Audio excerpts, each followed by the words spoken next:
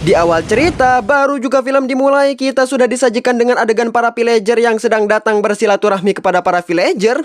Buset, bersilaturahmi nggak tuh?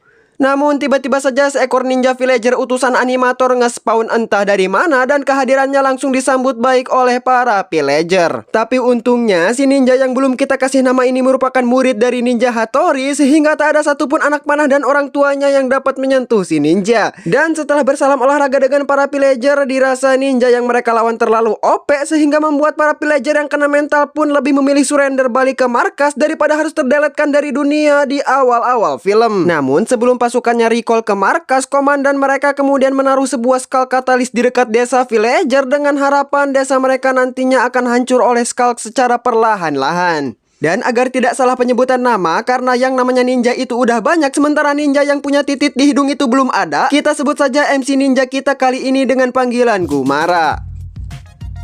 Gumara yang kala itu merupakan satu-satunya villager jawara di kampungnya, karena villager lain cuma bisa haho-haho nggak jelas atau nggak bikin anak. Ia begitu sangat-sangat disayang oleh warga sekitar karena dirinya lah yang dapat beradu gedik solo versus squad melawan villager di saat desa mereka diserbu. Namun sepertinya kebahagiaan Gumara tidak akan bertahan lama selama masa jabatan presiden ke-20. Dikarenakan Skulk katalis yang ada di dekat desanya sudah mulai menunjukkan tanda-tanda bencana alam yang tidak ramah lingkungan. Dengan berkembang biaknya Skulk melalui tanah hingga akhirnya berhasil masuk ke pemukiman warga. Para villager tolol yang mulanya kebingungan, bahkan ada salah satu villager yang hampir mati konyol karena mengira itu merupakan Oreo yang lezat dan berbiji. Seketika saja Gumara langsung menyuruh warganya agar tidak menyentuh apalagi memakan benda asing tersebut.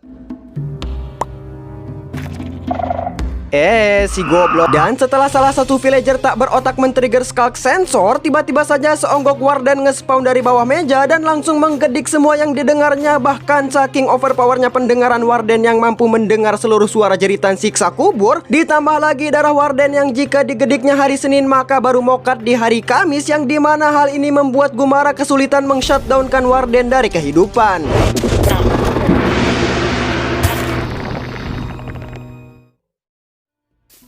Namun mengingat ini bukan film Indosiar yang jika aktornya kejeduk aspal dikit langsung kehilangan nyawa, begitu ia terbangun, Gumara dikejutkan dengan kondisi village-nya yang sudah hancur di unboxing dan diobok-obok oleh makhluk penghuni biome deep web tersebut. Merasa dirinya gagal melindungi pedesaan, Gumara kemudian memutuskan untuk resign main ninja-ninjaan dan melepas seluruh atribut ninjanya serta menghabiskan sisa waktu hidupnya yang penuh dengan perasaan kegagalan dengan bermalas-malasan layaknya hewan kurban.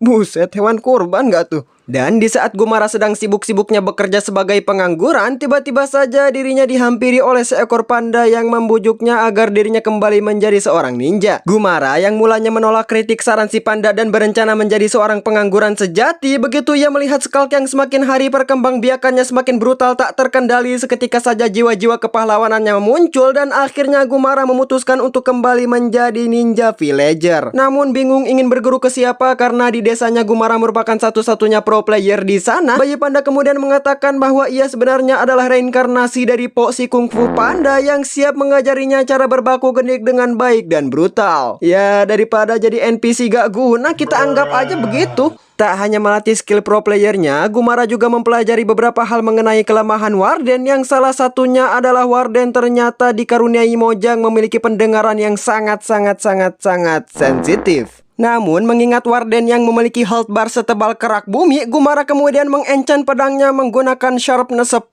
agar mempercepat proses pendiskualifikasian nyawa warden dari dunia.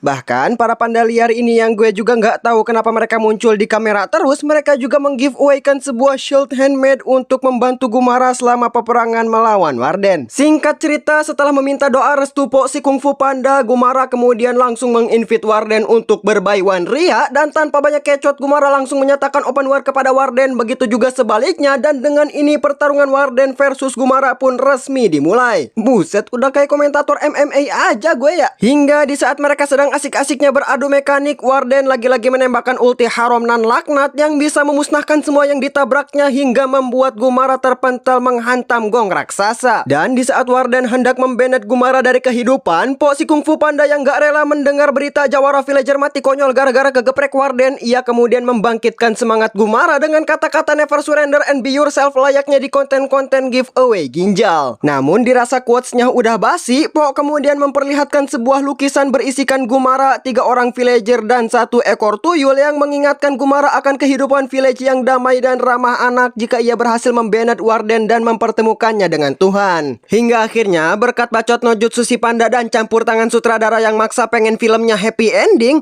Gumara akhirnya berhasil bangkit dengan sisa tenaga yang ada dan kembali bergedik ria melawan Warden. Tak lupa Gumara juga mempraktekkan teori perang tanpa suara yang membuatnya dapat menggedik Warden lebih leluasa. Dan agar mempercepat prosesi penewasan Warden secara mengenaskan, satwa liar yang ada di sana juga bekerja sama mengeroyok Warden secara ramai-ramai. Dan setelah dirasa pengeroyokannya cukup brutal, Gumara kemudian menjebak serta membawanya ke tengah-tengah jembatan. Dan di sana ia langsung menebas putus tali jembatan hingga mengakibatkan Warden harus terjun bebas ke dalam jurang. Bentar-bentar, kalian kepikiran gak sih kalau Warden buta dan hanya mengandalkan pendengaran ya? Kenapa nggak disimpan lonceng aja di tengah-tengah jembatan terus diputus gitu kan? Ini sih namanya mempersulit hidup, anjir. Harusnya kalau otak si Gumara beroperasi dengan baik, 3 menit kelar nih film. Dan cerita pun ditutup dengan Gumara yang akhirnya berhasil meng-shutdownkan Warden. Tapi bohong, entitas tunanetra yang memiliki jiwa never surrentot ini malah cosplay jadi King Kong dan memanjat bebatuan jurang agar bisa menggelar pertarungan jilid 3. Namun sepertinya MC kita kali ini udah mumet dengan alur cerita Warden yang gak mokat-mokat, sehingga dirinya lebih memilih terjun ke dalam jurang, merelakan nyawanya terbendetkan demi bisa mengeliminasi Warden dari kehidupan.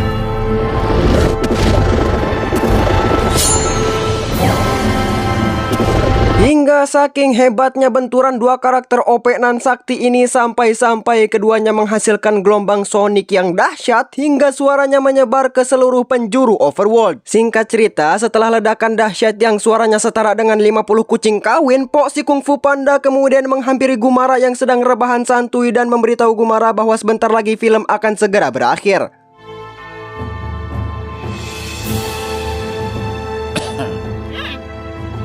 Untung bangun lu, coba kalau nggak bangun set ending deh jadinya. Dan setelah teredo tenseikan dari mati suri, Gumara kemudian langsung mengecek satu persatu anggota tubuhnya karena setelah pertarungan dahsyat dikhawatirkan ada salah satu anggota tubuhnya yang terlepas dari badannya. Ya kepala kayak contohnya. Namun alhamdulillahnya seluruh anggota tubuhnya masih utuh sehat walafiat tanpa minus. Dan cerita pun ditutup dengan happy ending sesuai kemauan animator, yang dimana Gumara akhirnya bisa berkumpul lagi bersama sekumpulan spesies entitas berhidung titit lainnya. Dari video tersebut kita mendapat pelajaran bahwa setiap orang memang bisa merasa lelah, tapi jangan pernah menjadi manusia lemah yang mudah menyerah jika dihadapkan suatu masalah. Selagi jasadmu belum dikubur di bawah tanah, teruslah melangkah dengan tabah karena kita tidak akan pernah tahu rencana apa yang akan diberikan oleh Sang Maha Pemberi Berkah.